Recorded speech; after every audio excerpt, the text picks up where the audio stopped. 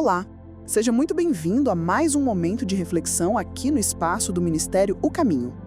Esse conteúdo foi cuidadosamente preparado com o apoio de inteligência artificial, mas o coração dele está firmado nos fundamentos eternos da Palavra de Deus, que nos mostra um Criador soberano, um plano de redenção perfeito através de seu Filho Jesus Cristo, a validade da sua lei e a promessa de um reino que não é deste mundo. Hoje, nós vamos refletir sobre mais uma produção da cultura pop que conquistou milhões de pessoas no mundo inteiro, a saga Jogos Vorazes. Mas será que tudo que essa história carrega é só uma crítica social ou há algo muito mais profundo acontecendo por trás? Mas afinal, por que falar de Jogos Vorazes?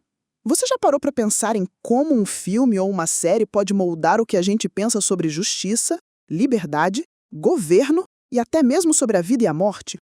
Os grandes títulos da cultura pop não estão apenas nos entretendo, eles estão nos educando e, muitas vezes, nos doutrinando.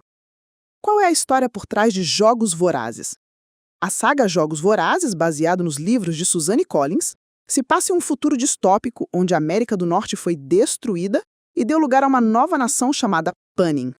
Panem é dividida em 12 distritos submissos e uma capital central que comanda tudo com mãos de ferro. Todos os anos, cada distrito deve enviar um menino e uma menina, chamados de tributos, para participar de um jogo transmitido ao vivo, onde apenas um pode sair vivo.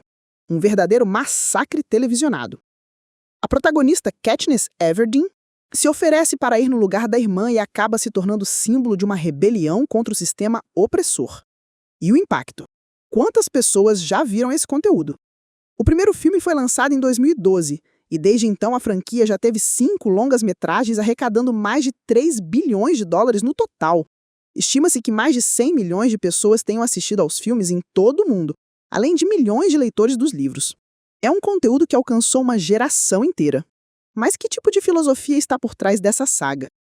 Jogos Vorazes mergulha fundo em correntes filosóficas como o niilismo, o existencialismo, o gnosticismo e o iluminismo. O niilismo aparece na ausência de sentido e propósito. A vida nesse universo é governada pela brutalidade, onde matar ou morrer é a única regra real. O existencialismo marca presença quando vemos os personagens tentando construir significado em meio ao caos. Katniss é um retrato da busca desesperada por identidade e sentido, sem Deus, sem absolutos.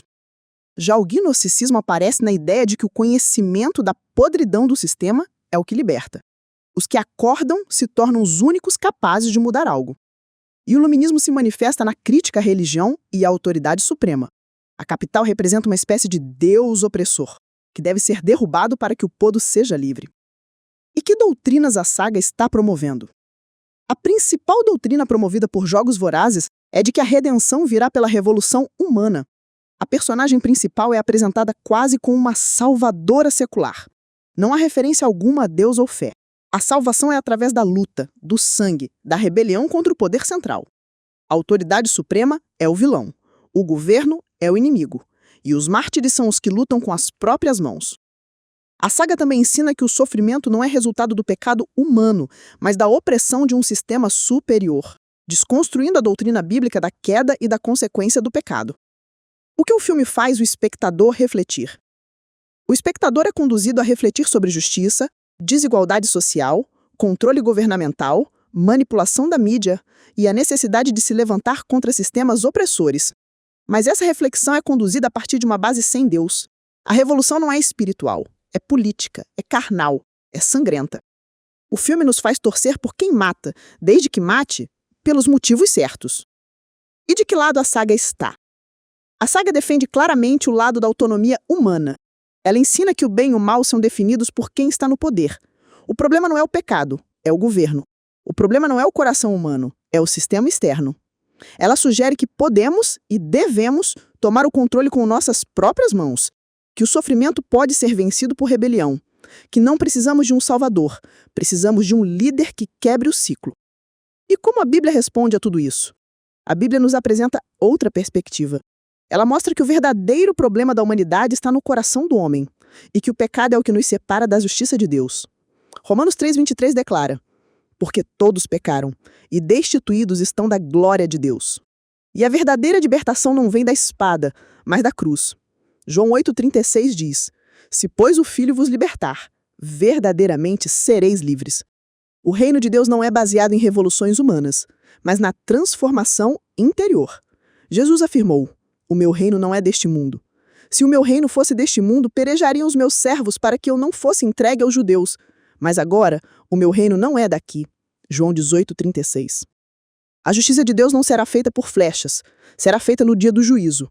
Apocalipse 20:12-15 afirma: e viu os mortos grandes e pequenos que estavam diante de Deus e abriram-se os livros. E abriu-se outro livro, que é o da vida. E os mortos foram julgados pelas coisas que estavam escritas nos livros, segundo as suas obras.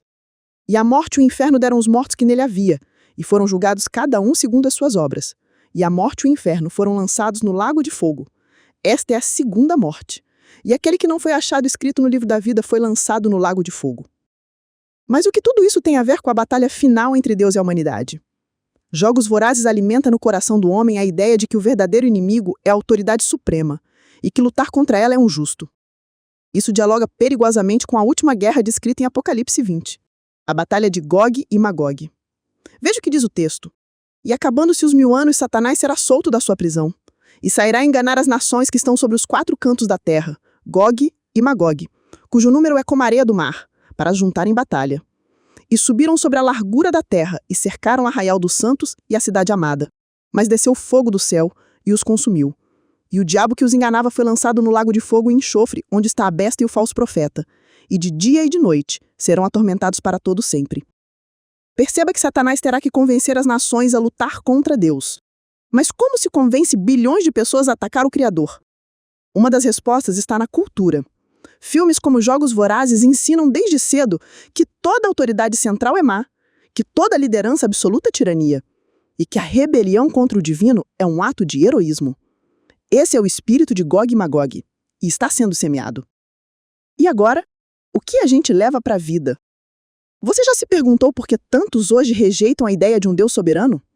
Por que as pessoas desconfiam da Bíblia? Por que vemos tantos querendo derrubar tudo que é absoluto? Será que a cultura tem ajudado nisso? Será que ao assistirmos essas histórias, estamos nos enchendo da verdade ou sendo moldados pela mentira? Fica aqui a pergunta. Em qual narrativa você vai acreditar? Que o Senhor te guie em toda a verdade, te dê discernimento espiritual e firme os teus pés na rocha, que é Cristo. Nos vemos no próximo episódio. Deus te abençoe e até a próxima aqui no Ministério O Caminho.